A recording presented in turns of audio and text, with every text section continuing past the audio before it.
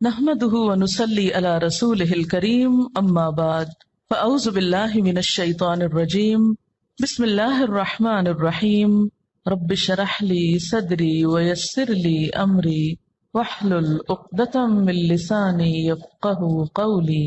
اللہ کی رحمت سے مایوس نہ ہو جاؤ، یقیناً اللہ سارے گناہ معاف کر دیتا ہے، وہ تو غفور الرحیم ہے۔ پلٹ آؤ اپنے رب کی طرف اور مطیع بن جاؤ اس کے، قبل اس کے کہ تم پر عذاب آ جائے اور پھر کہیں سے تمہیں مدد نہ مل سکے، اور پیروی اختیار کر لو اپنے رب کی بھیجی ہوئی کتاب کے بہترین پہلو کی، قبل اس کے کہ تم پر اچانک عذاب آ جائے اور تم کو خبر بھی نہ ہو۔ کہیں ایسا نہ ہو کہ بعد میں کوئی شخص کہے افسوس میری اس تقصیر پر جو میں اللہ کی جناب میں کرتا رہا، بلکہ میں تو الٹا مذاق اڑانے والوں میں شامل تھا۔ یا کہے کاش اللہ نے مجھے ہدایت بخشی ہوتی تو میں بھی متقی لوگوں میں سے ہوتا۔ یا عذاب دیکھ کر کہے کاش مجھے ایک موقع اور مل جائے اور میں بھی نیک عمل کرنے والوں میں شامل ہو جاؤں، اور اس وقت اسے یہ جواب ملے کہ کیوں نہیں، میری آیات تیرے پاس آ چکی تھیں، پھر تو نے انہیں جھٹلایا اور تکبر کیا اور تو کافروں میں سے تھا۔ آج جن لوگوں نے خدا پر جھوٹ باندھے ہیں، قیامت کے روز تم دیکھو گے کہ ان کے منہ کالے ہوں گے۔ کیا جہنم میں متکبروں کے لیے کافی جگہ نہیں ہے؟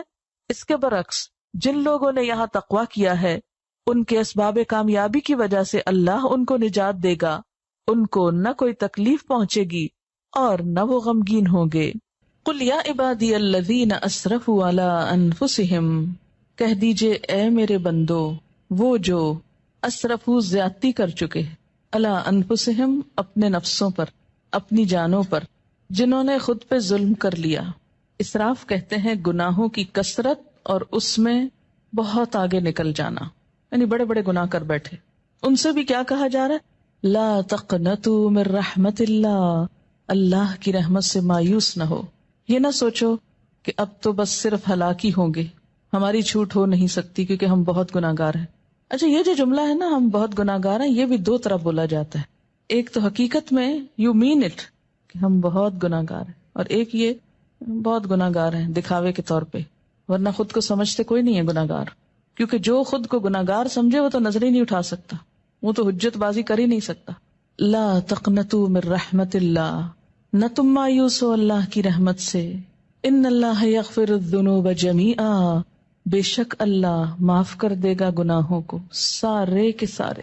اس آیت میں یہ ہے نا کہ اللہ معاف کر نہیں سکتا، فرمایا نہیں کر سکتا ہے، کر دے گا، کرے گا۔ کیوں؟ انہ هو الغفور الرحیم، کیونکہ وہ غفور الرحیم ہے۔ یہاں ہر شخص کو مایوسی سے نکالا جا رہا ہے، کتنا بھی بڑا کوئی گزشتہ زندگی میں گناہ یا جرم کیوں نہ